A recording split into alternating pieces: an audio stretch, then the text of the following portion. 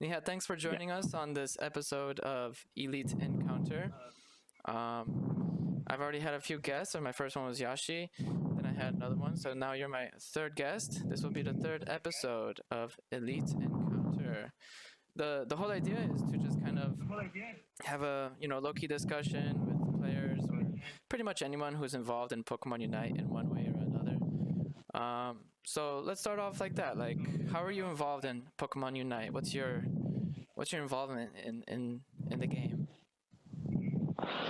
Well, I mean, I would see myself like now as a kind of semi-pro. Like if you asked me a few months ago, I'd come as a pro player from like playing UCS, hitting top 8 all the time, getting top 2, playing at EIC, winning on stage. I would have come as a pro player, but now it's more like a semi-pro player. Yeah, probably just semi. Semi-pro. What happened? I mean, we just split up as a team, and from that on, I kind of just took a break, took a step back from the game, focused on like real life stuff, work and stuff like that. So I'm like, kind of took a chill break, but now I'm back. Yeah. Well, sometimes life requires your attention. Yeah. Let's go ahead and continue with talking a little bit more about ourselves. Like, what's your story? Like, where'd you grow up? How'd you um, end up playing this game? Well, it's pretty interesting because I'm usually not like a mobile gamer because all I did basically when I grew up, I just played like FIFA and stuff like that. I was like a football kid. I only played FIFA. I didn't really play anything else. But when I turned like 12 or 13, I started playing Overwatch, and it was my first like actual shooter game, and I enjoyed it a lot. And I never thought that I'm like stepping away from like shooters and FIFA and stuff. But then one day a friend invited me over and I played this game on Japanese beta. He had the Japanese beta on the Switch, and I tried it out. I found it pretty interesting. I love Pokemon, so I was like, well, that's pretty cool. So when the game came out, I like pre-downloaded on the day before. And I remember exactly, I was so hyped for the game. It saved my summer when it came out, and I was like so hyped when it came out. I woke up at 8, waited an hour in front of the Switch just to start the game, and then just play for 13 hours straight. It was such a fun time. 13 hours straight. Dang, man. Yeah, 13 hours straight. What the heck? Yeah, kind of similar to me. Like when I heard this game was coming out, I already got rid of my Switch by then, um, and what I ended up doing was just asking to borrow my friend's Switch. I was living in like a co-living space at the time. If you're not familiar, it's like a shared accommodation type of thing. And one of the guys there had a Switch, so I he wasn't really playing it, and I said, "Hey, can I borrow your Switch just to play the game?" And then eventually it came out on mobile, and then I didn't need the Switch anymore. Yeah, I think the mobile release was actually pretty cool. Like, I tried it out on mobile. It was like 2 months or 3 months later, I tried it out, and I was like, "What is probably better if I learn in mobile because of you've like the game is I think easier to learn on Switch, but the mechanics you have on Switch are like not that deep, but you can do stuff way faster on phone. Like I think playing phone is still a huge advantage, even with Switch 2 now. I think phone still is a huge advantage. It's probably easier. Uh, it's probably easier if you would have just started playing on phone in September. But it was like pretty cool. Yeah, They definitely. I brought was it out. actually talking to Yoshi about this too, and I was saying that the best scenario might be actually to have a gaming phone, because then you, or at least a phone that has like buttons on the shoulder, like shoulder buttons, because then you can use Hmm. certain abilities faster or easier, because characters like Zacian or Mew have an additional ability that requires some quick button pressing. But what he told me is that in competitions, you're not allowed to use gaming phones. Is that true? I mean, the thing is, I don't know exactly what's allowed and what isn't allowed because you can use, like 2 years ago, you couldn't use iPhones and stuff like Really? that. Yeah, you could use iPhones for some reason. They just said iPhones aren't allowed. So when you had an iPhone, you had to give your phone away, and you got a Samsung basically. But like depends because there's also some controllers you're not allowed to use at in-person events. So it depends. You have to like ask the admins if you can or you cannot. Yeah, I mean, I guess it's good to ask ahead of time to see what you're allowed to use or not. If you get used to playing on a gaming phone, and then you have that advantage, then you get to a tournament, and then you don't have that advantage anymore. You're kind of handicapped at that point because you got used to playing in that way. Yeah, that's why it's probably better for everyone to learn the way. It's also like there's like this red magic phone which gives you like a advantage in like FPS and CPU and stuff like that. I don't know. I haven't looked into it really, but everyone says it's the best gaming phone. Just like I don't know. It has nothing special. I feel like it's just a normal phone. It costs like 900 euros, something like that. You get like consistent 60 FPS, but you get like 50 on your phone anyways. Either way. Well, I mean, you could probably get 60 FPS if you play on a decent phone on minimal graphics settings as well. Yeah, That's what I do. like playing on low settings always gives you 60 FPS. Pretty much. I mean, obviously it looks better on higher settings, but yeah, if you're trying to win, you gotta have maximum FPS. Um, so yeah, let's go back to, I guess, talking about yourself a little bit first, and then we'll go into more about Unite and specifically Worlds. I know you mentioned that you wanted to talk about Worlds, but Yeah. yeah, let's. What about yourself? Yourself, like, where did you grow up, or what's your background? I'm just a straight up Austrian kid, nothing crazy. All my family from Austria, nothing crazy. I just grew up here. I'm just Are you not a living in city kid. Vienna or? Nah, like more in the south. I'm like in the part of Austria where it's like kind of shit, to be honest. Everywhere else in Austria is like great, but the part where I live in, it's like nothing here. No way, yeah. I mean, I had the chance to visit Austria a few times. Vienna was super nice, but I didn't have the chance to spend too much time there, so I didn't get to see too much. But Yeah, it's pretty. I think the Alps and stuff are pretty cool. Also, Vienna has like nice spots, but if you go more to the south or more to the east in Austria, there's like nothing. Like, just plain, nothing else. It's like, so apart from Unite, what else is it that you do? Are you like going to school? Do you work? no, I work as a salesman in a sports shop. Mm-hmm. It's like since like what 5 years now. So I've been doing the same job. It's been nice. You I know, like it. I think A lot of people don't, but I I think doing enjoy. sales is actually kind of a good job for people who compete in like competitive games because you have that drive to win. And well, in sales, you gotta close your deals, right? That's true. Yeah, I mean that's actually true. Yeah. Because I also do some sales. I mean, I've done a variety of sales jobs, and part of what I do now is still somewhat including sales. Um, so that's a huge part because being a salesperson, you got to have that drive to really close the deal.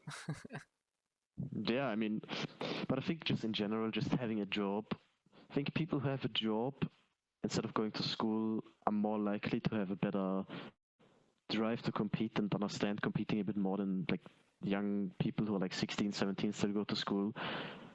Because sometimes people just say, well, it's just video game and compete, it's way different. But I think it's actually quite similar to work because you have to put in hours to get better at the game.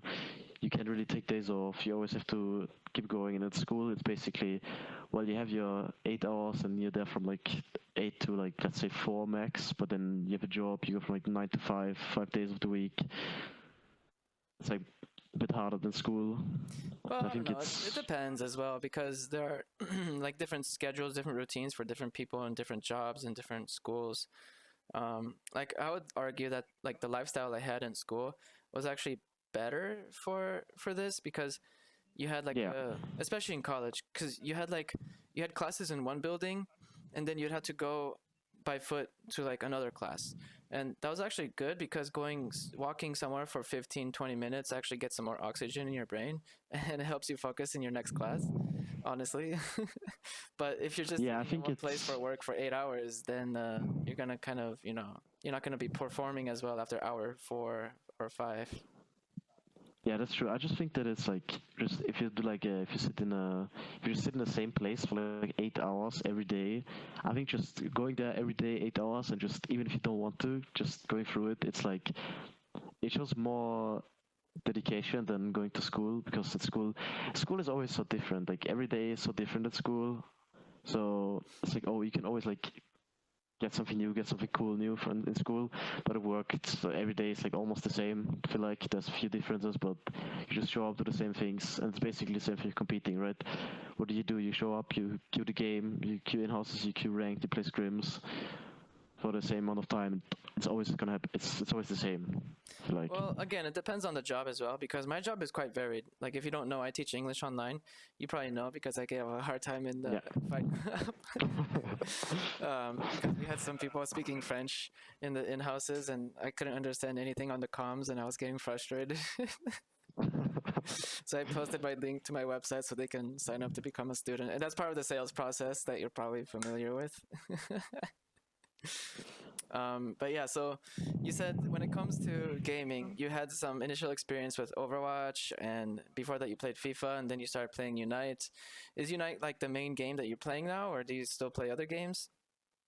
I only play Unite. I don't play anything else. I like since like a few months ago. I used to play like still a little bit of Overwatch, some games of console Valorant, but that was more like for fun.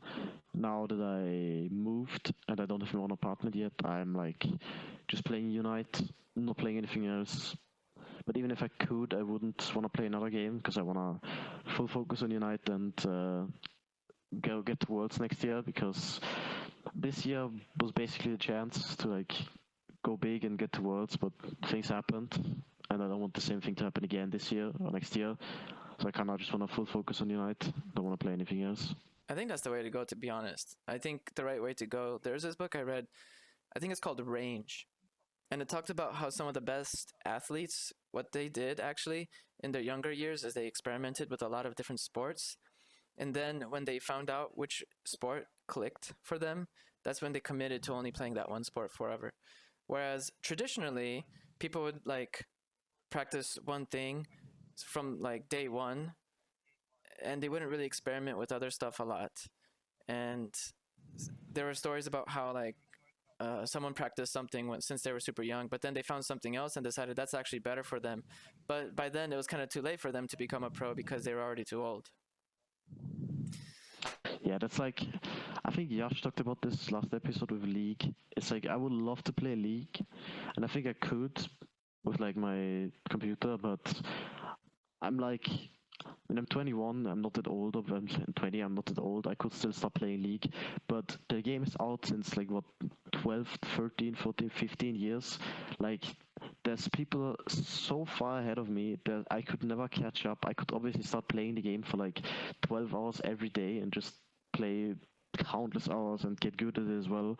But I would never reach the levels of someone that is already a pro player, and you would never reach those levels because they just have 10 years experience. Yeah. You have to catch up to. That's the same if someone starts Unite now and wants to compare to like one of the to like Overlord or Gatlu or like those people, they would never catch up because they just have 4 years of experience.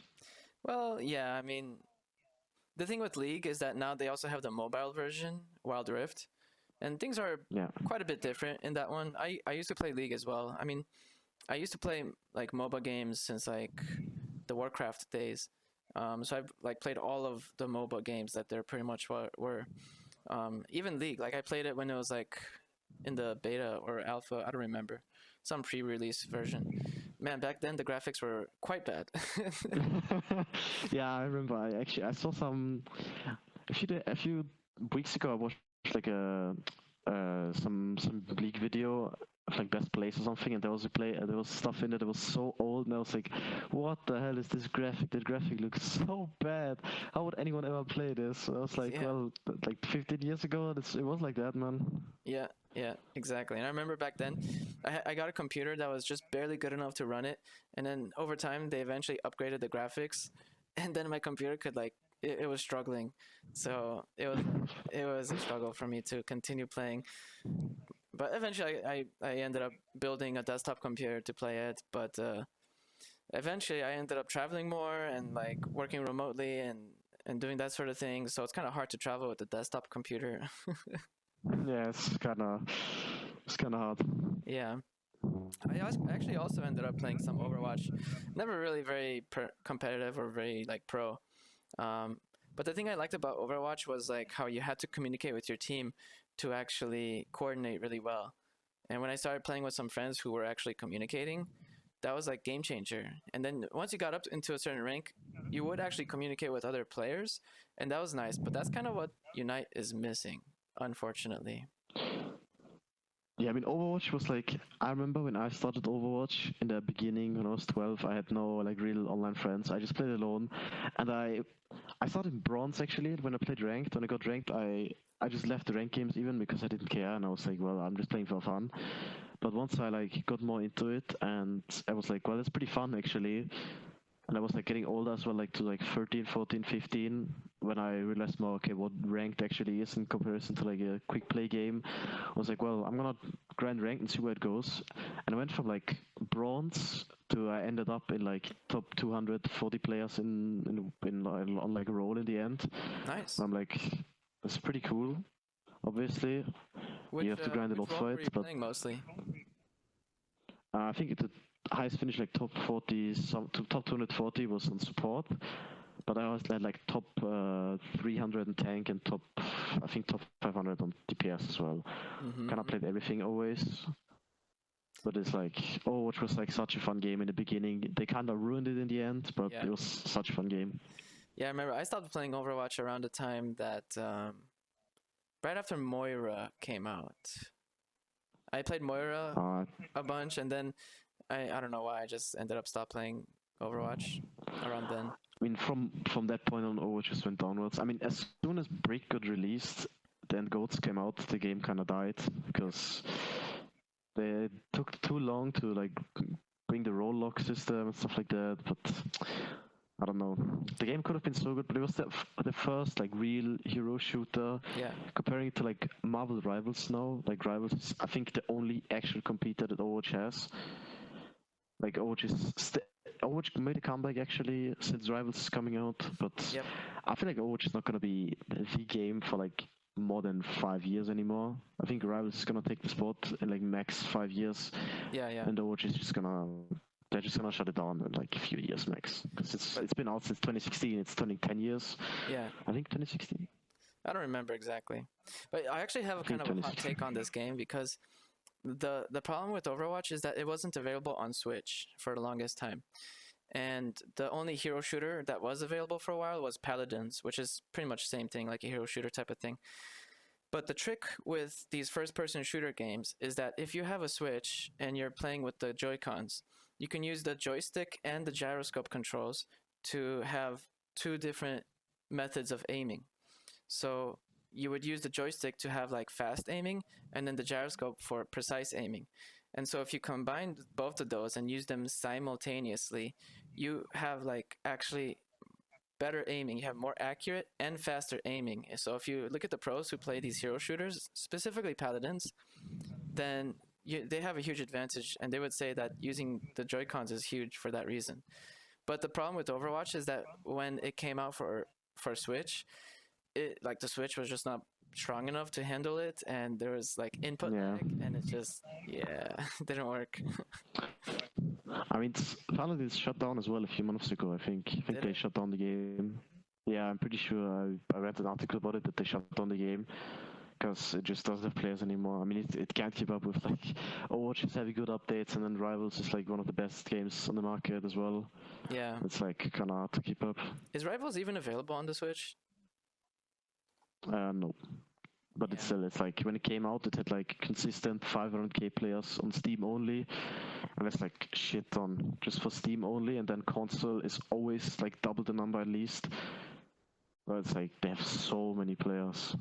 To be honest, if I had a good enough computer to play it, I would have tried playing it. But now I just have like this very basic Lenovo that's like it's good, but it's not good enough for games. Yeah. But yeah, coming back to Unite. So you said that something that really brought you to this game was the fact that it was like Pokemon. Would you say that's your favorite thing about this game? No, I don't think my favorite thing about this Pokemon anymore. I think when I started, I was like, well, it's Pokemon. I like Pokemon. It was back then. It was my favorite thing. I think now my favorite thing about the game is just competing in general. Like I got pretty good at the game. Like 4 years, I got pretty good at the game. Just loading up the game, joining a lobby, going to scrims, just the part about competing. Like every time I play a game, I just want to go competitive, and most of the games I play, I enjoy the game, yes, but I mainly play it because I see an opportunity in going pro in the game, and that's the same with Unite. I see an opportunity to make it towards become one of the best, and I just enjoy like the drive that I have to compete. Nice. Yeah, I can see that when I play with you sometimes. Except that one time when you went AFK after you got tilted. We don't talk about that. We don't talk about that. It was so funny, man. I secured the objective. It was very like 0% chance of me doing that, and we would have won too. But you went AFK, man. Yeah, yeah. I was so that day was just a bad day. I had so many bad in-houses. I was so annoyed. I was like, "Fuck it, man! I'm just leaving." Yeah, no, Oh my god. I'm just pushing you to the limit. I'm trying to train you to actually handle all everything, you know, because in these competitive games, you're gonna come across these scenarios where things don't go to plan, so you just gotta handle it, right? Of course, yeah. I mean, obviously, it's just I don't know, man. Sometimes, usually I keep composure since I'm getting older, I got more composure and it's like better. But when there's some days I'm like when I get griefed in a set 3 times in a row, and I'm like I can't take it anymore. I had a Yeah, bad no, day as well, or I had a bad work day or whatever. Then I'm like, I don't blame no, you. I I'm not remember like taking. we played a match before that. We were on the same team, and I played with Blaziken, and I don't have a lot of practice with Blaziken, so I played really badly. And you probably got tilted from that, and then we got put on the same team again, and But it's a funny story, no? That we started because I didn't like the way you played, and now we're on the podcast together. It's pretty funny, I think. well, yeah, because I think the thing with me becoming pro is that I have a lot of things going against me when it comes to this. So I wanted to try to see if I can, let's say, make a name for myself in Unite, but in like another way, in a more like adjacent method.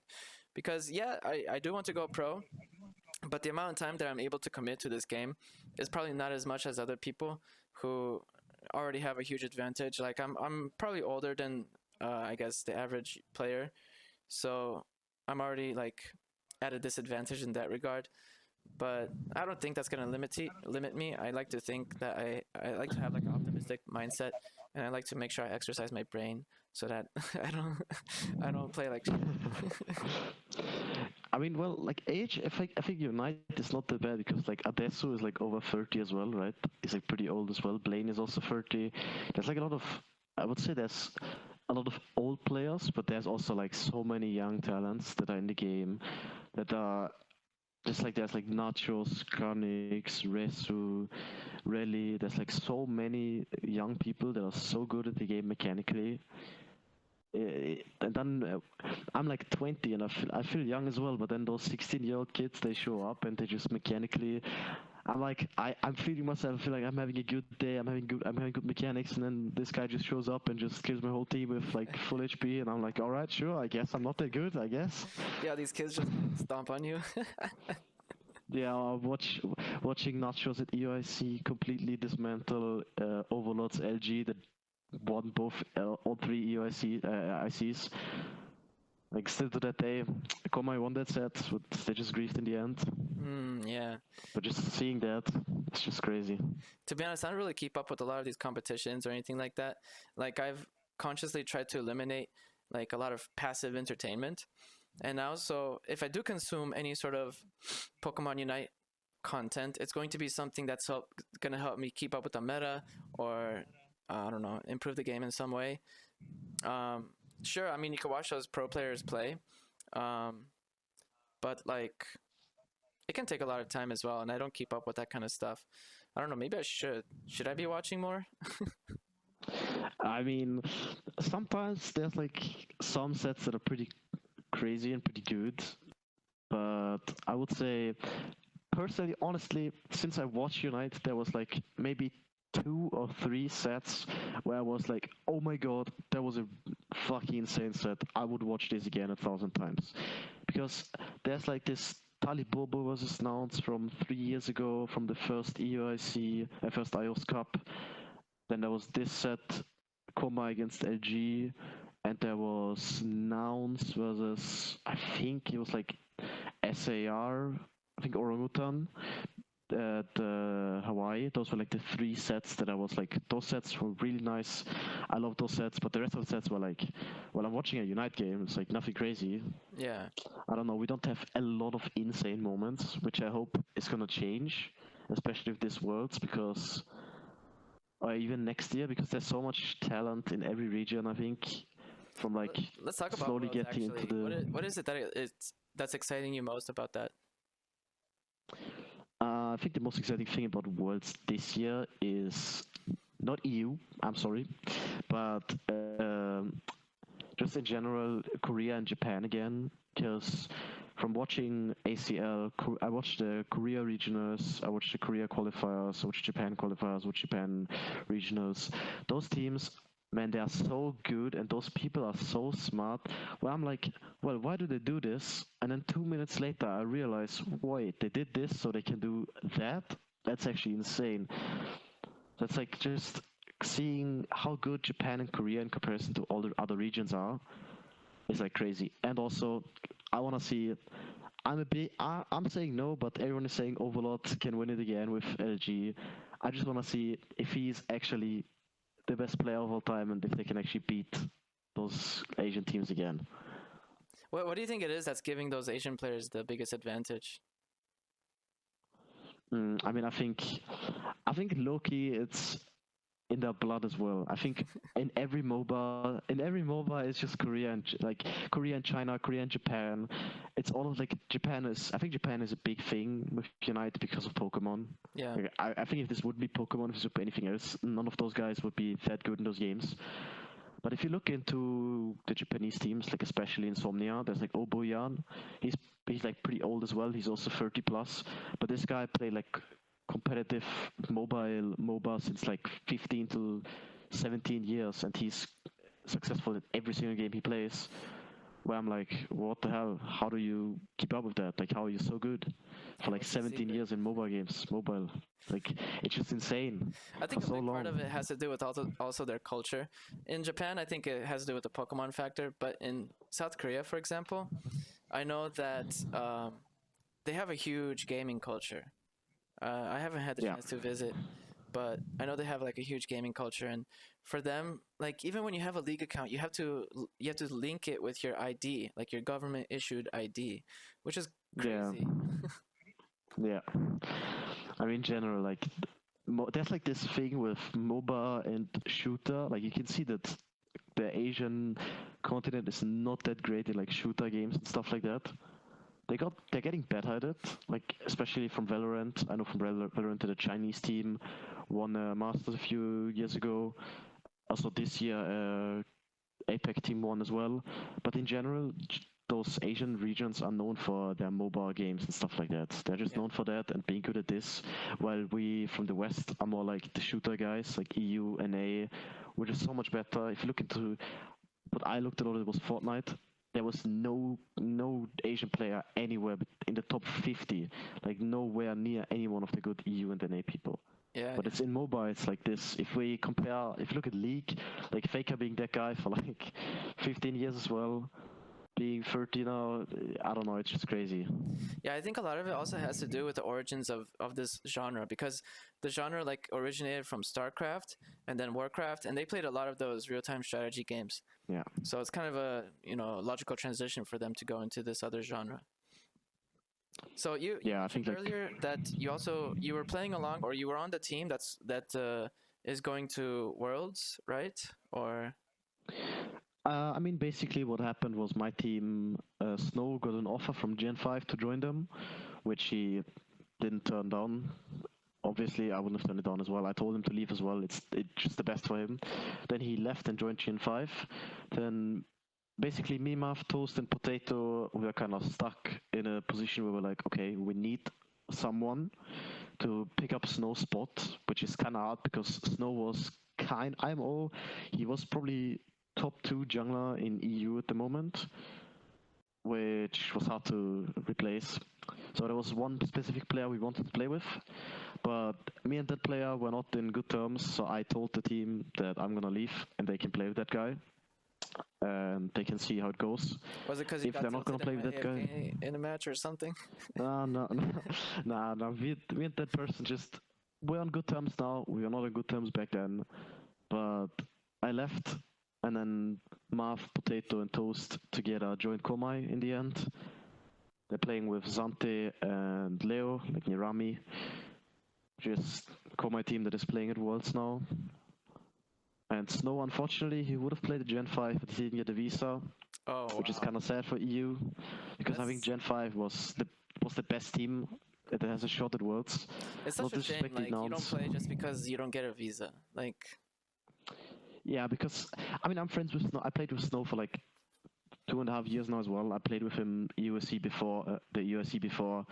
Me and him are close friends, and I know how much he wanted this year and how much he did to get to this world spot. And he also said it's probably his last year of playing. And it's just so sad that he qualified for Worlds and then you don't get a visa and you're not able to go. It's like frustrating. yeah, maybe we can blame Trump for that, right? Yeah, I also said him. Maybe it's just a Trump effect, bro. Like honestly, if it's not in the US, if it's anywhere else, you get a visa and you can go there. Seriously though, I guess Because you maybe got a visa to Japan, because they have a boot camp in Japan, Gen 5, but and you got the visa there, but you didn't get the visa to US, which is yeah. Again, probably Trump. yeah. Do you think Trump these slander. competitions are ever going to be held in Europe on like those that scale?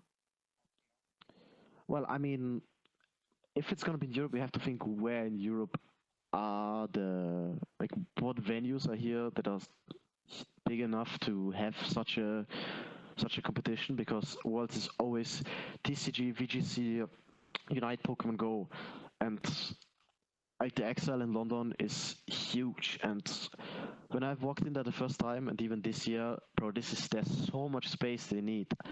And I don't know if there's like any other venue in Europe that is actually big enough, besides in the UK, to actually host that event. I'm gonna be honest. Maybe there's something in Germany or Spain or in France, but I don't think any of those venues where the TCG regionals are big enough for all four competitions. I think it's always gonna come down to Asia and North America. Yeah, makes sense. So how does it feel for you to see like your former teammates go to Worlds and then you're not? Well, to be fair, it was really depressing in the beginning. Like, I was obviously happy for the boys that they got their spot, but I might have just a little bit preyed on the downfall, just a little bit. But in the end, I'm like, they made it to Worlds, which is nice. I'm just happy I got to play with them, and I'm gonna cheer for them at Worlds. Obviously, it's kind of sad for myself, obviously, and I was like kind of thinking about just dropping the game when I saw like, okay, all of my old teammates made it to Worlds. I'm like, those are like people I feel like they were on my level back then. I mean, I played support, so mechanically you couldn't see a lot, but macro-wise, I feel like I was better than a lot of people, and I was one of the better ones on my team on macro-wise, and then not being able to go to Worlds, so kind of sad. I did miss out on a chance myself though, because I could have had a good regionals team, but again, I decided to just step down and take my RL break. Yeah, I don't blame you. Sometimes you gotta focus on the real life stuff. So without giving away too many secrets, what do you think it is that's giving them, your former teammates, like the advantage? What's their edge? I mean, I think in comparison to like all the other EU teams, I think you just straight have to say if you look at Komai, Potato is just pure laning phase top laner, probably the best in EU. I think there's no one who plays a better laning phase than Potato. I think Gatlu comes close, but just pure 1v1, I don't think anyone is beating Potato. Even on the other regions, I think there's Potato is for a reason. All the regions see Potato and they're like, well, this is the Garchomp guy, and they're still like have a lot of respect for him because he's just the guy on top lane. While on bot lane they have Zante. I think Zante is arguably the best attacker in EU. He's just so good in every pick. He has so much value if you give him like Mew, Inteleon, Rapidash. He's just so good on those picks. He's so annoying to play against in in-house because he plays a strong laning phase, he plays a strong late game. But then they have like Marth, who's insane at setting up his team, and Toast, Toast mechanically insane, really good at speedsters, uses his strength for his team, and they just fit the fit of the team is just great because they have the fast playstyle that Toast provides, but then they can also play the slower playstyle with Zante poking and Potato just winning his 1v1s. So who That's do you the think is advantage they have. is the MVP, or like the, I don't know, like the core player that's gonna carry them? I think for Komai it's gonna be Zante. I think Zante is gonna be the best on Komai. He's just his skill ceiling. I think we saw it at EIC, especially in the set against LG, where everyone was like looking at Nachos and said Nachos is just the guy. But I think it was quite obvious to see that Zante on Intellion back then had the biggest impact, and it's every month it was like this. Nachos played good months, Sari played good months, but Zante played consistent every single month. He was always showing up. He always did his thing. He won his lanes. He got his secures. When he needs Zante, he was there. That's the difference between him and most other people, because there's still some inconsistent playstyle in Toast's play, and Potato is making the same mistakes in a lot of games, which still happened to that day from like 6 months ago, which I think people can abuse. So what kind of advice would you give them if, before they get into this competition, for Toast to not make those same mistakes? Well, I think give them one piece of advice. If I could give him one piece of advice, I don't know. I would. It's like kind of hard because most mistakes he does are just. I think they're just. Sometimes his hands are faster than his brain, I'd say, for Toast, because he's mechanically so good, and sometimes he just. I think he overheats and then goes too fast, but I wouldn't really give him advice because I think he plays great. I think if he just focuses up and locks in, he's gonna have his best performance. So I wouldn't really say I could give him an advice because he's just mechanically he's just so much better than me. It's like hard to give him an advice besides just lock in. Maybe, yeah, exactly. You can just give him like a words of encouragement. Yeah. Some hype. Probably just that. Or maybe you can try to mess with the enemy team and do some shit talking. I mean, that would be funny as well. Like Overlord did at the USC, that would be pretty funny. I mean, this is missing in Nyhaat as well, especially at the Worlds when you play against a good team. Some shit talking before the interview because we're always so nice, and obviously it's cool that everyone is nice. But I want the beef going. I want something like yeah, man. It's before the interview. Give a few bad words. Like if I would have an interview before the game, I'd like shit talk my enemies, make them nervous or something. I don't know. Exactly. Have you watched like other sports? They do that all the time. Like in boxing, when they know they're gonna have like a very big match, they're posting on. Or like CS. Yeah. CS is also peak when they play CS. It's just like CS:GO. It's just so funny to see. They're screaming at each other mid game. That is so funny. Wait, so even at when they're Valorant, playing, like they can actually hear each other. Like they don't have headphones or what? no, but there's like the two stages where they play. They're like in front of each other, like a few meters in between. Like let's say 5 to 7 meters. And when they like win a round, they have like their prepare time, and they have a crazy round or something. They just stand up and scream over there, and you can hear it because they're just so loud. And like in CS and Valorant, it's just so funny. Yeah, man, that reminds me of when I would play like Dota in those gaming cafes. Because back then the internet wasn't fast enough to actually play online. There was no matchmaking. You'd have to play with people in the gaming cafe, and there was so much shit that would happen. It was like half the fun, seriously.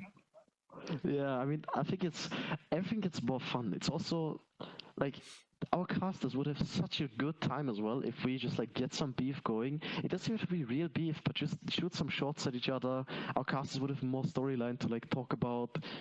It's just way more fun also for the people watching. Yeah, this is like the Nouns against Brazil. Nouns against Brazil is the meme. Nouns is always losing to Brazil. Now we don't have Brazil in our group. We're making it out of groups. We lost to Brazil in like all ICs. Like we lost in LIC and EIC, both to the Brazilian teams. Which is like so funny because Nouns is the better team, but they just lose. And then it's the meme that Nouns can't win against Brazil teams.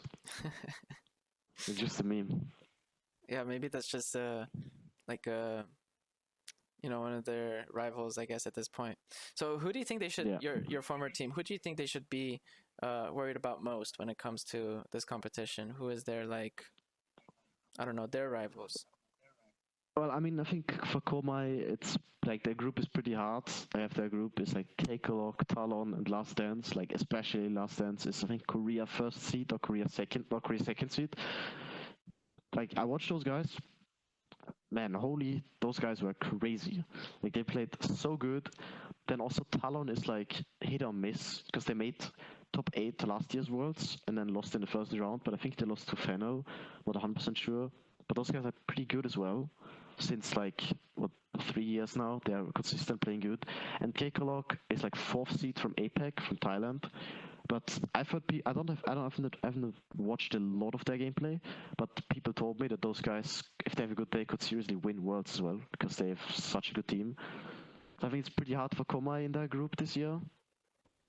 So I think beating Korea is gonna be hard. If they beating Talon, sure, and I think they have to look to beat Kekalok. If they don't beat Kekalok, I think it's gonna get really hard for them. Yeah. What do you think it is that these teams do like in secret to help them improve? Because what they don't show you or what they don't talk about, like they don't like we see their gameplay, but we don't hear their comms, and we don't really hear about what they do before the game, like how they prepare or what they do to like get in the right mood or right mindset. And when I was talking to Yashi, for example, he says that when he participates in a tournament, before he does, he always goes swimming.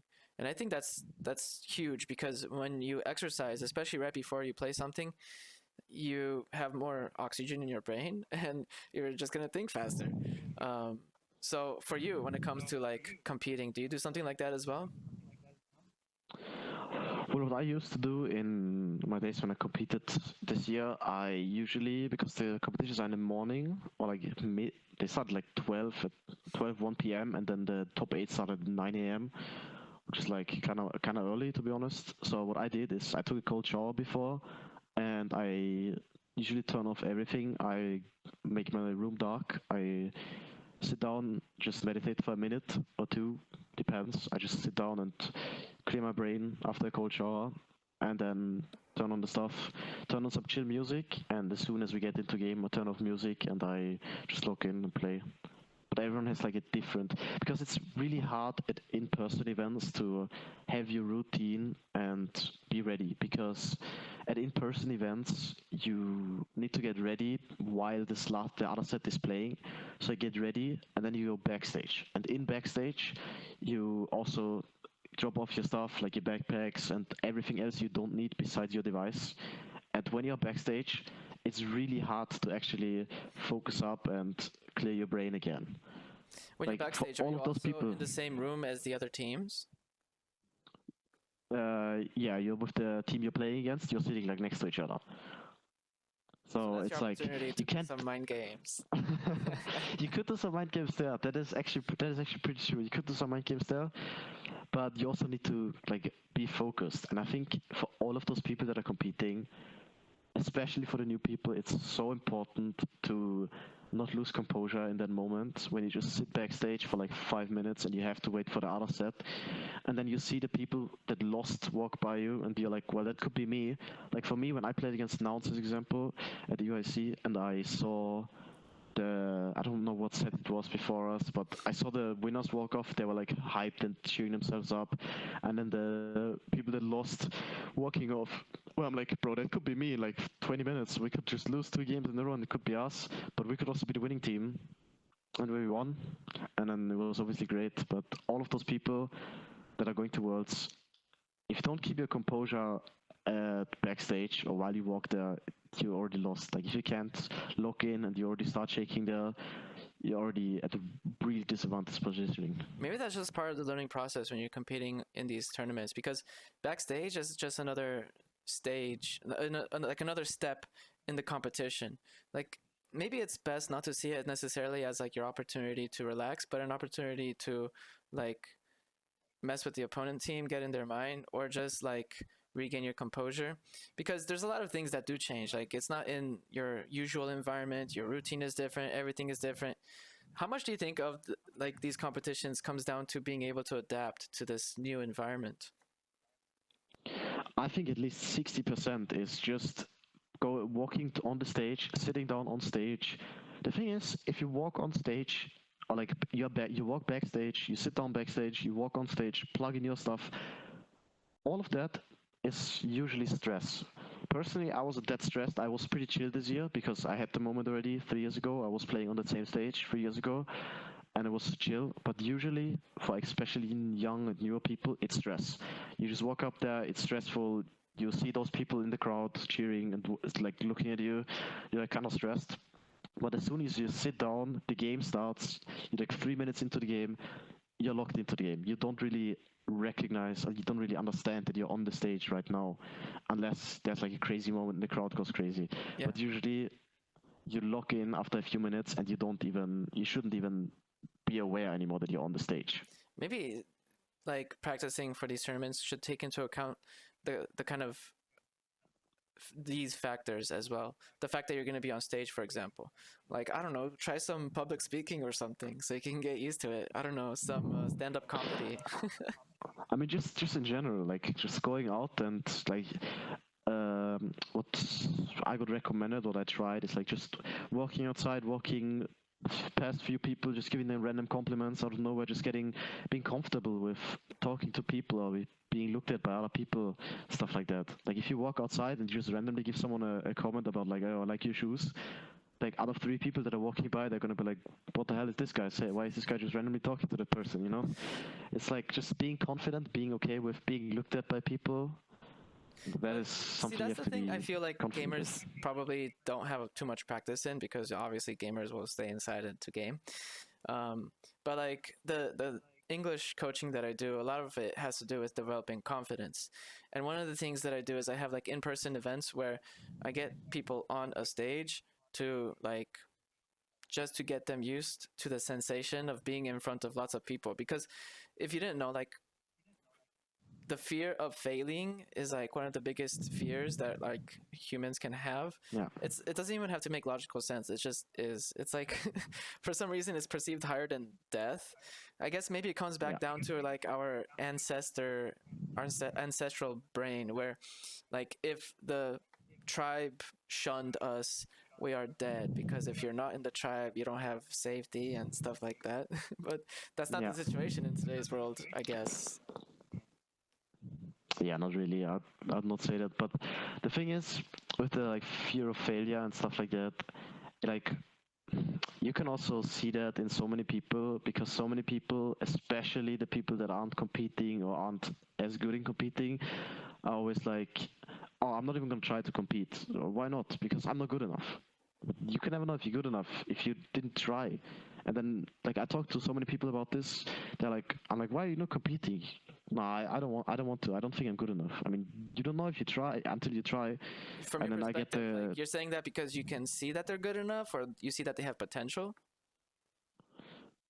most of the time I say because I see that they have potential, but just knowing how fun competing can be when you're just trying it, because you just have to try. It's like just doing a sport. It's like playing football, playing basketball, playing whatever. It's just the same thing. Just play against other people, comparing yourself to others. That is just the fun part about it. Do you think you have to have like a specific personality to take on these kind of challenges?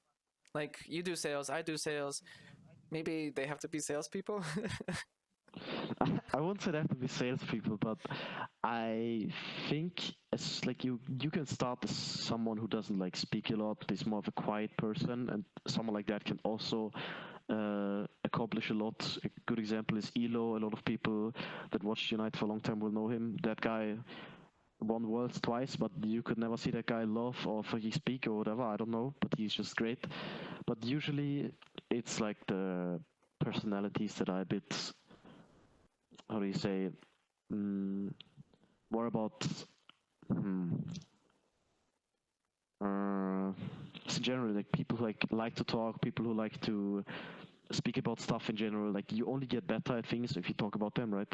Same thing about soccer and basketball. If you talk about things, you get better at it. And I think that's the same thing. If you're someone who's quiet and doesn't like to talk about things and doesn't like to talk about mistakes and stuff like that, it's like really hard for you as a personality. Yeah, maybe you're gonna have a disadvantage. So I guess doing this podcast is probably gonna give me a advantage because then I'm going to talk about it more and understand the nuances of it. Like, for example, I didn't know that thing about going backstage in competitions, and now if I do compete, I'm going to take that into account and think about ways to shit talk the enemy team. Yeah, I mean, a podcast is not a bad idea because you're gonna have a lot of people on here, and if the podcast blows up and you get like more known people on here as well, it's like you're only gonna learn from it as well. It's basically like talking to someone just about the game and everything, and you're gonna learn a lot from the podcast, just listening to it Yeah. as well. Exactly. I think it's a win-win-win situation because I think it's good for me, it's good for the guests, it's good for the people listening, and because like there's nobody really doing a podcast specifically on this niche. I think you mentioned, or I forgot who mentioned that there was another guy who did a podcast on Pokemon Unite. I don't Yeah, remember. it was a French guy. His name was Nova. He used to do that like 3 years ago in the beginning as well. Uh, he did it as well, but it was mainly like short episodes about just straight up talking about a person, interviewing someone, and talking about that person. To be honest, a little bit about the Unite in general, but mainly like an interview podcast about the new people in Unite and stuff like that. So it was much more like structured, and mine is just like whatever. Yeah. Yeah, I mean, yours is more like, I feel like yours is more the podcast that people are listening to and enjoy. Yeah. Because the other podcast is like, it's cool, but you basically just get an introduction of a player with his background story and stuff like that, which is cool. But I wouldn't like listen to that when I'm like in the car or I'm like need something in the background. You know what? I'm gonna reach out to him, see if he wants to be a guest. Is he still playing? He's not competing. He took a huge break, and I've never heard from him ever since like 2.5 years ago. Maybe I can find his Discord. That's too bad. But who actually? That's a good point. Who should I reach out to be a guest? Do you recommend anyone? Well, I feel like if you can get who would be great from EU, someone in the middle ground. I mean, I think Gatlo is obvious. Having Gatlo on a podcast is always cool, but just anyone from like the middle ground teams, anyone who's playing in-houses, just getting people on talking about their experience is just the best. I think as many people as possible and not too exclusive. Just give everyone a chance, right? It's pretty important that everyone can talk here and everyone gets a chance. Like most people get a chance and doesn't get too exclusive. Yeah, definitely. But you know, I also want the episodes to be interesting because if I bring on someone that's a beginner in the game, there's gonna be a lot less that we can actually talk about. Because like with you, for example, we talked about how you can go backstage in these competitions. There's a lot of factors you need to take into account. There's a lot of these things that we can talk about. Obviously, there are aspects that are unique to each person, like where they grew up, how they ended up playing the game, and then of course I can ask these deeper questions about, I guess, competing or that sort of stuff. But yeah, I'm definitely gonna reach out to Gatlu. I've actually played quite a few games with him, just like randomly solo queue, and then I played like a few in-house matches with him. So definitely gonna reach out to him. But yeah, my goal here is to like release an episode every week or every 2 weeks. So far, this will be episode 3. This is the third one that I've recorded so far, and I'm looking to get more people on here. So if anyone's listening and they want to appear on the show, reach out, and we'll make it happen. But yeah, back to you. I wanted to ask, so what do you think is holding you back most when it comes to like getting up there on these competitions, like being one of the best? Me personally, I think it's quite obvious. Everyone who knows me knows my biggest issue that I have is always the mental. Since I play, everyone knows, legit everybody I played with knows I have it's gotten better a lot. It used to be way worse, but it's gotten a lot better. But it's still, the mental is still a huge thing, and mental is like at least 60% for everyone. Like if you don't have good mental, into getting on a team. If you don't have good like mental. if you have bad mental and you go into a scrim as example and your lane goes bad and you start giving bad comments mid game already, no one is gonna pick you up. If you just show up with a bad mental, bad personality, and just in general nothing great comes from having someone on your team that constantly cries about, oh, I need stacks, my lane is going bad, I need help here, we need to do this, this is bad. you need to have a good mindset. Like if your mindset is, well, I'll draft this shit, we can't win, or this guy's on the team, we can't win. You have bad mindset, you can't win. Yeah, definitely. I can also tell you from my experience, at least in these in-houses, um, there were some games where I played like shit, but my teammates weren't like nagging me. They had good mental, and it changed the experience for me completely because even if we do lose, I didn't feel like shit afterwards. And on the other hand, Exactly, because and on the other it like hand, makes the fun for everyone. yeah, It yeah. takes the fun from everyone. And then even when you do If you win, get and someone has all these comments, you don't feel satisfied with the win, you know? yeah, because it's like if you lose and someone is nagging and saying you need to do this, you need to do this, you need to do this, obviously you're gonna feel bad as a player as well, and it takes the fun away, right? So for me personally, when I like talk bad to someone, I usually feel bad afterwards myself as well because I'm like getting in the heat of the moment. I'm like, that guy greased my game. I need to tell him what to do next time because he played shit. But then like 2 minutes later, I'm like, bro, why did I even say that? Like, there's no point in saying that. Yeah, I could have just said that with a normal tone, and I could have told him, yo, next time try to do this. But it's fine. It's whatever. It's just an in-house game. Who cares? So how did But it it's feel like, when you got those messages about that match where you could have won, but you didn't because you went AFK? and I think I said I don't care who you wanna win, but I was like, bro, so it's so unnecessary. It was so unnecessary. I could have just stayed for like 5 seconds and we would have won the game, and I would have still been annoyed, but we just won the game. Yeah, man. I remember too. Like I was playing Armor Rouge, and in that moment when they were fighting for the objective, I just went in there like, I don't care. I'm just gonna try to get it. And I remember specifically pressing the button to attack the objective. And I'm like, there's no way I just got that. And then I'm just sitting AFK base, not doing NVC anymore. I was already Yeah, gone. I already exactly. closed my game, I'm pretty sure. What the heck, man? So what are you doing to kind of fix that or prevent that from being a future issue? I mean, mental wise, like I still meditate like pretty much every day. I usually try to do it before I play. Sometimes do it after I play as well, especially when I come from work. But uh, for like mental wise, I meditate. I read a lot of books now, and I don't know if you could say it for like mental. It's more like into social, like getting into spots where I'm uncomfortable and I don't really wanna be in, and doing things that I wanna do, which also changes. Like I think what people underestimate as well is still for my like what I experienced from tournaments for my mental, which was good. When I wake up in the morning at like 8 for a top 8 UCS, and I wake up at 8, I look at my phone, I see it's like 8 a.m. I'm like, well, I can sleep 40 more minutes, then take the shower and get some food and eat while we wait for a game. That is good, but usually when I watched my phone 8 a.m., I just stood up instantly.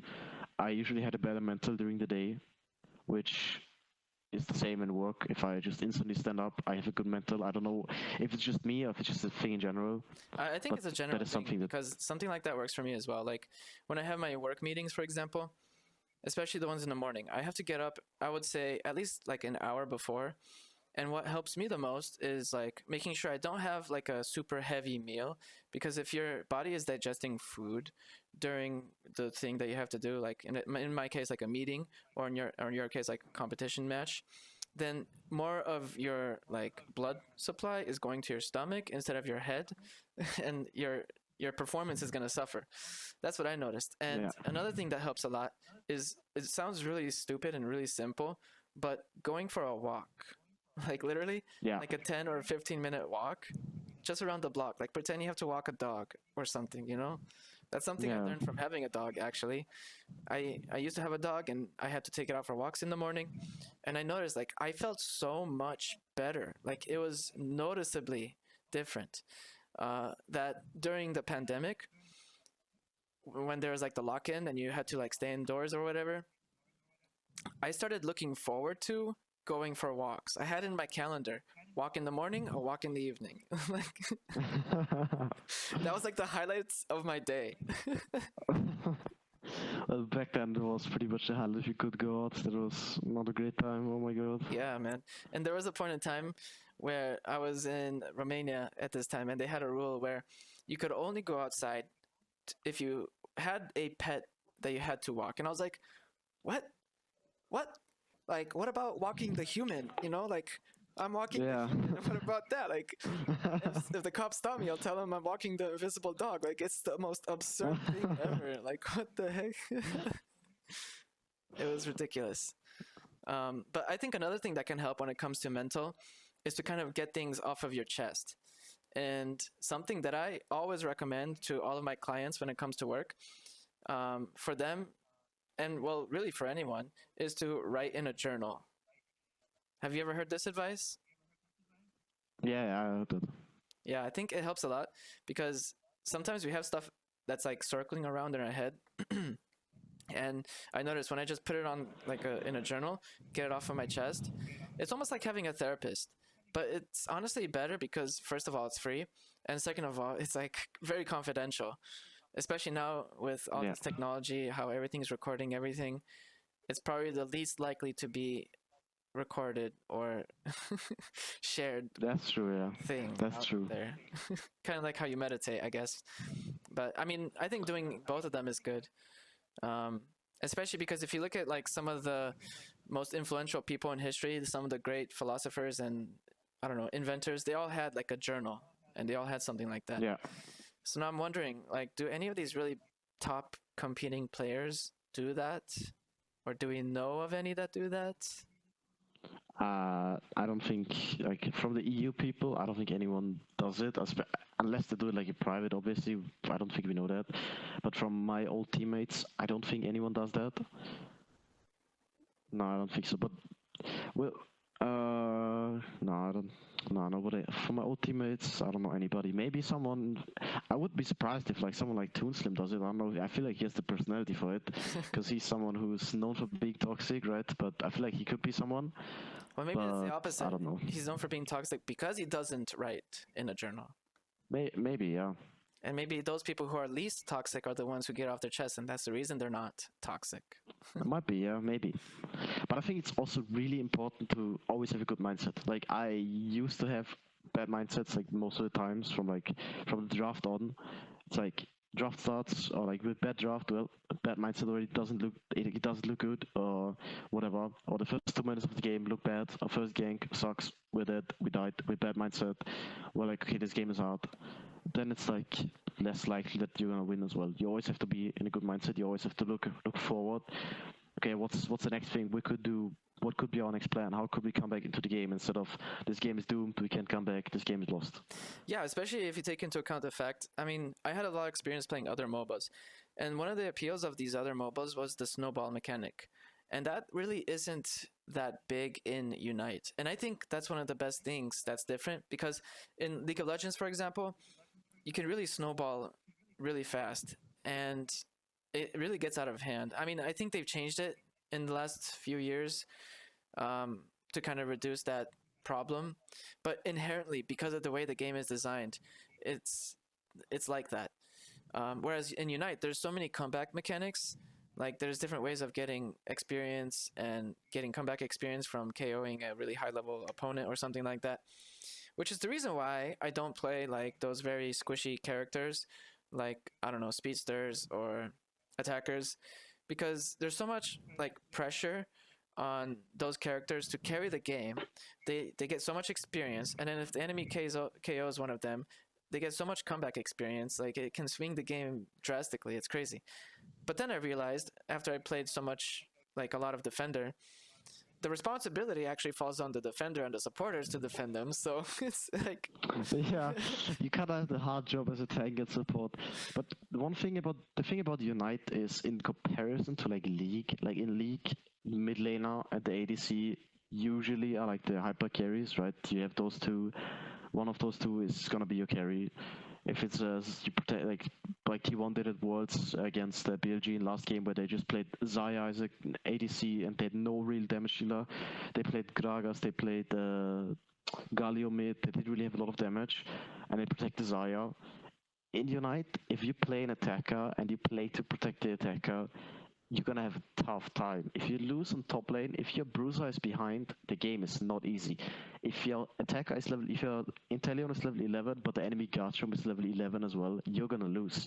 Because in Unite, the melee top laners have in the current meta, the melee top laners have an advantage because you get punished less for mistakes that you make because you have an easier time to get out of those situations.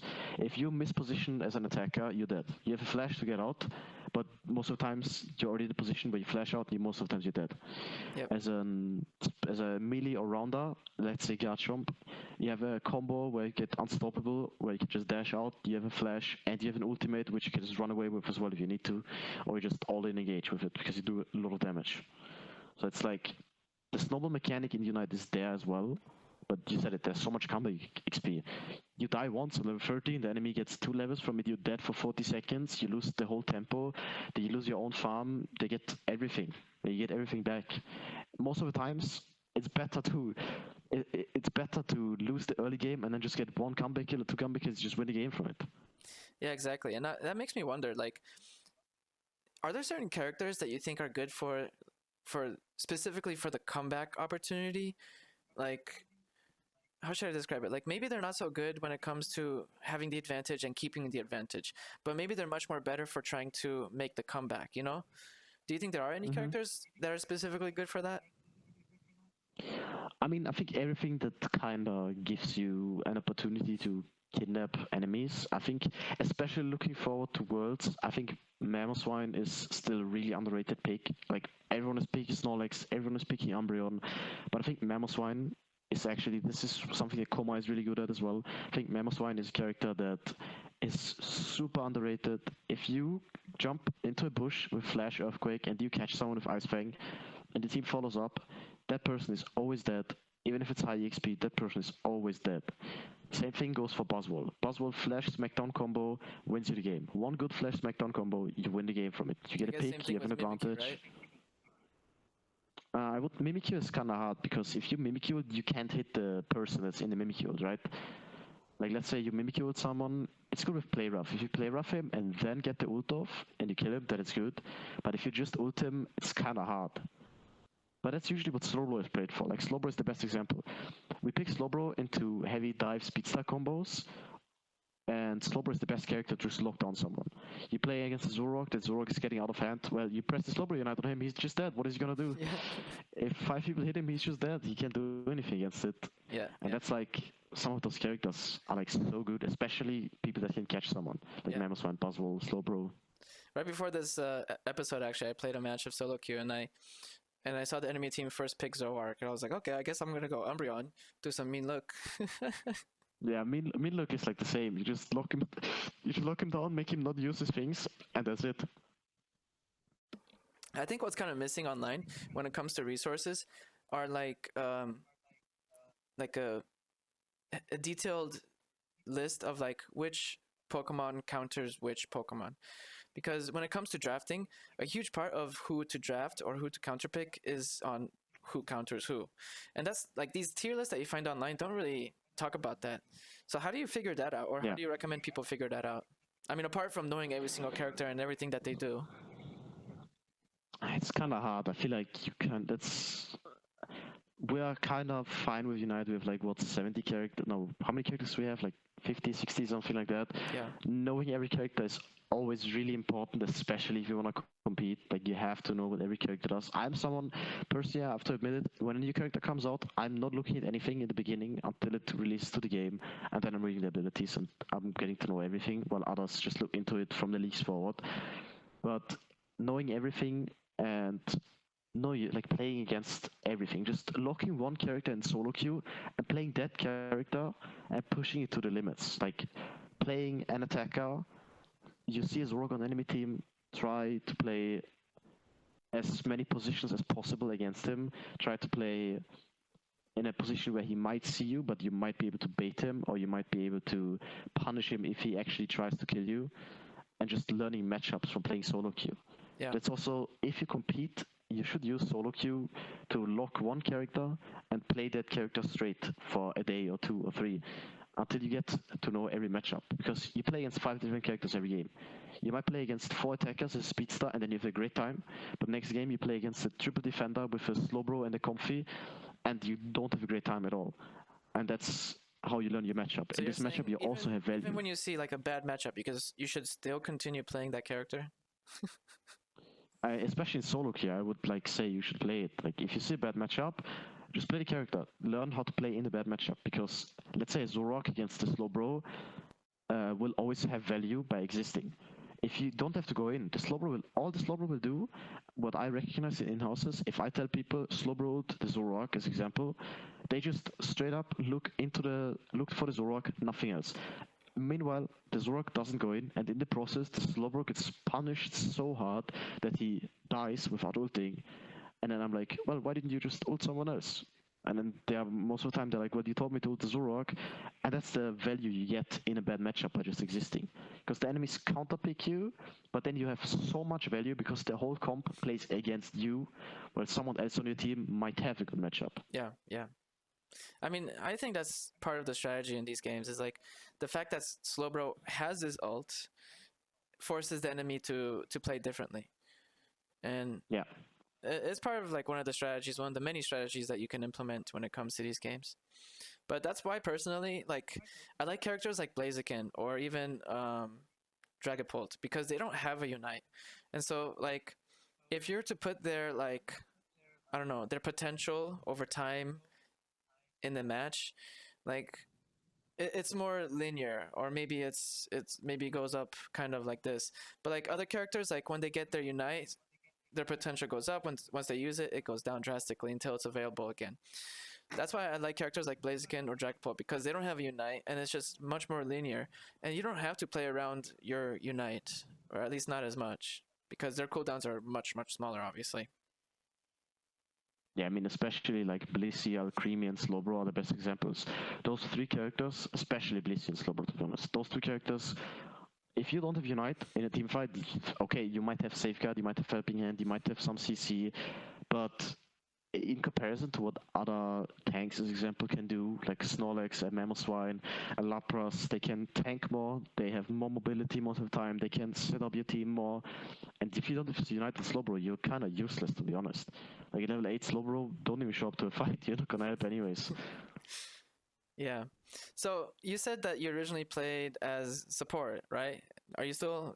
Would you consider that still your main thing or something else?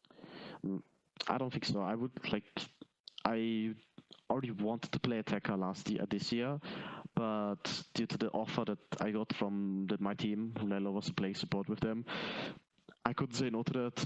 So I was like, I forced myself onto support by playing it because it was fun to like make shot calls and like being in a position where I could abuse my strengths, which were like my macro. I wasn't that good in micro back then. I didn't enjoy the game. I didn't play the game. I just had a good macro, but I didn't have good micro. But now I'm like playing the game more. I'm enjoying the game. I'm getting better at micro again. So I'm probably looking forward to just playing attacker. For EOL, which I'm subbing in, I'm playing jungle, but just fine. Do you feel like attacker fits your personality best? I think so. Like I like them. I like the most to just stay back, play in the back, and just poke than be in the front line and doing a lot because I feel more that I can do. I can like navigate the fight a bit more when I'm in the back line, and I don't have to constantly look at myself. I can pan my camera mid fight even, which I could do as a support as well, which I can do as attacker too. Which is the same as in football. As in football, I played in like central midfield. I didn't really like run back or forward a lot. I just kind of had my 20 to 25 meter radius, which I stayed in, and I just navigated the ball from there, and that was it. Mm-hmm. I kind of see the same thing in United, like attack and support, just navigating the game with macro calls and just poking in the back. I feel like defender would be good for you as well.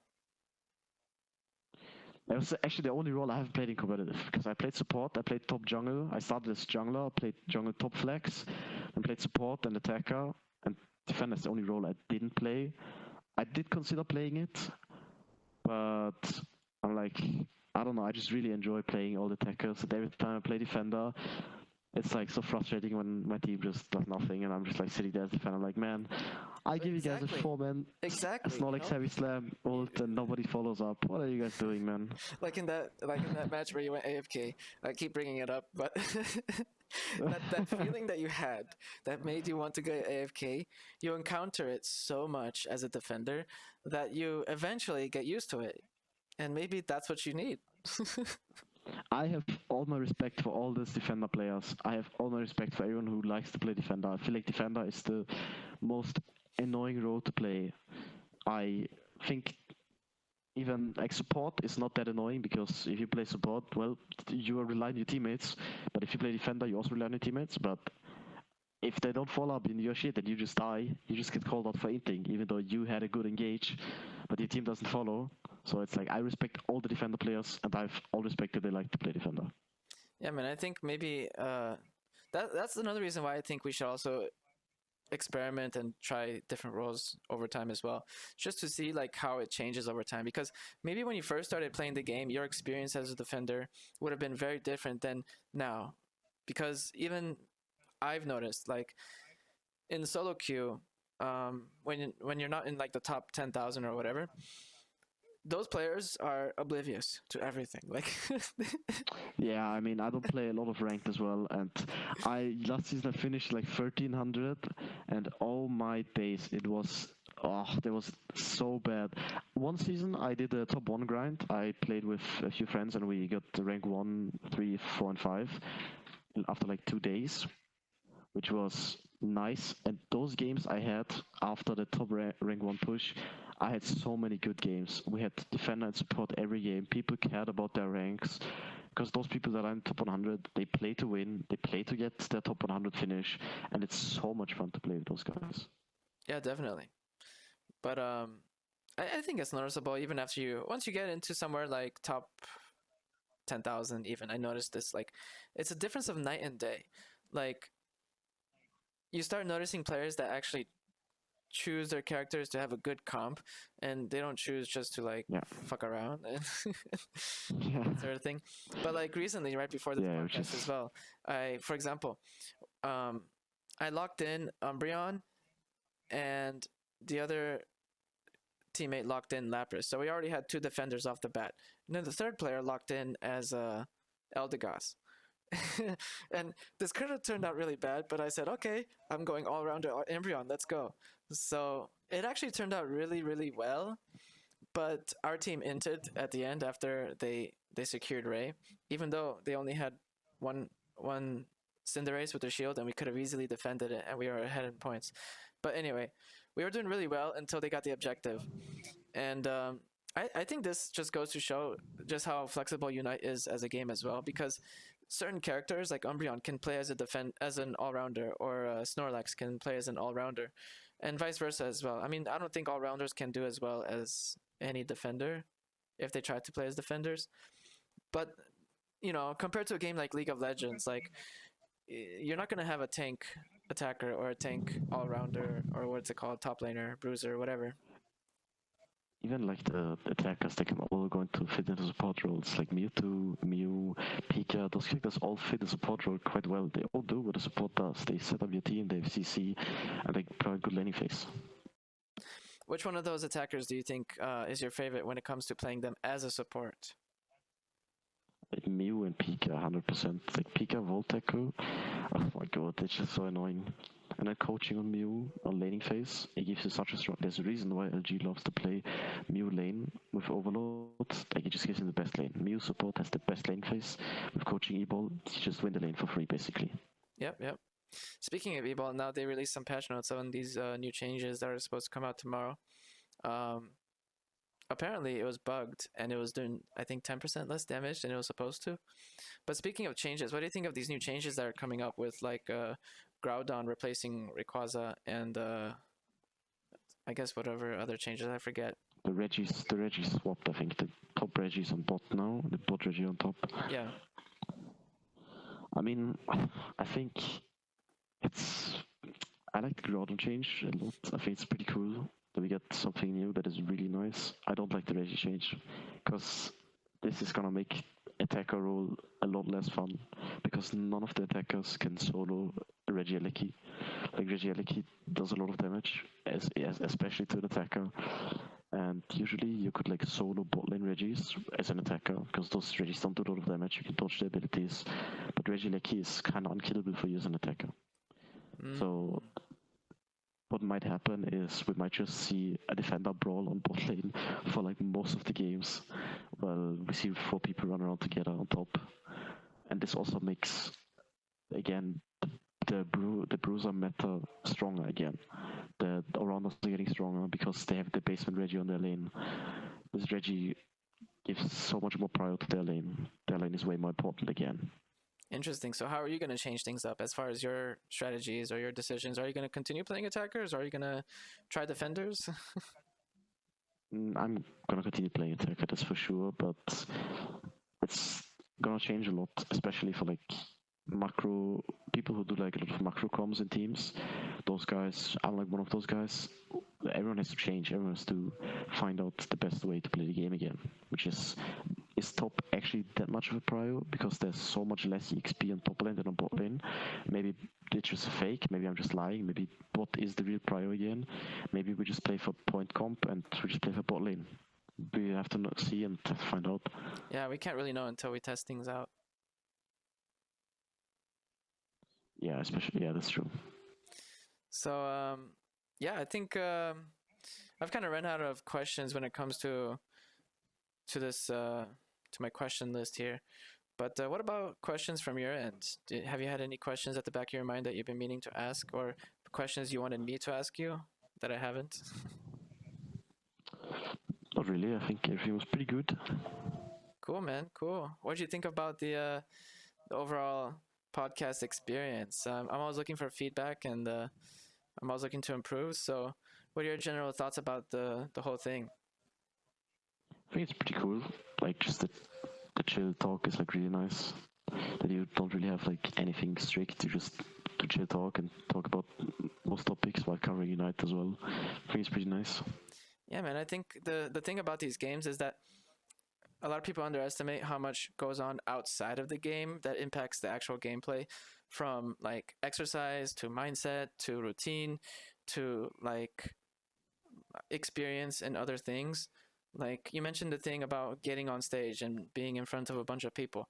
That's probably something that a lot of people don't think about before competing, and then they come across it and then they flop because they get nervous. And you know, that's something that maybe other people have a certain advantage of because of, I don't know, their job or other things that they do in real life that, you know, younger players don't have. So I guess it gives me hope in that regard. But yeah, but it's always super interesting to hear about all these kind of things and to bring more awareness to this kind of stuff, because you know a big commonality I notice with a lot of gamers is that they tend to neglect some of this other stuff. I don't know if you know, but I also made like an online course on how to get into master rank in Unite, which you and I both know it's like stupid easy to do. Yeah. But my goal is to get recognized, you know, in the scene as someone that actually knows what I'm talking about, because I'm currently working on another course for something else. But once I finish it, my next course that I want to make is how to reach another goal in Unite. I don't know if that's maybe reaching 1600 and master or top 10,000 or something like that. I'm not sure. But that's kind of like my next goal. But to do that, I want to make sure that people actually recognize I know what I'm talking about. Right now, it's pretty important. I mean, the podcast helps, right? You get a lot of info. You get a lot of info from a lot of people. Like, that helps a lot. Yeah, definitely. Also, when it comes to another course, something that's really interesting or really nice to do is to collaborate with other people who have experience or people who also make content, because having guests in these courses has a huge impact. And it's really nice because it kind of helps promote the course more, because they talk about it more and they talk about it to their audience. So it's like a win-win situation. Yeah, for sure. Cool, man. Well, I guess that's pretty much it. That's everything that I have for you. I thought that this discussion was actually super duper interesting. I learned a few things that were new. Maybe I hope you learned a few things, or at least had a nice experience. It was nice, yeah. Thanks.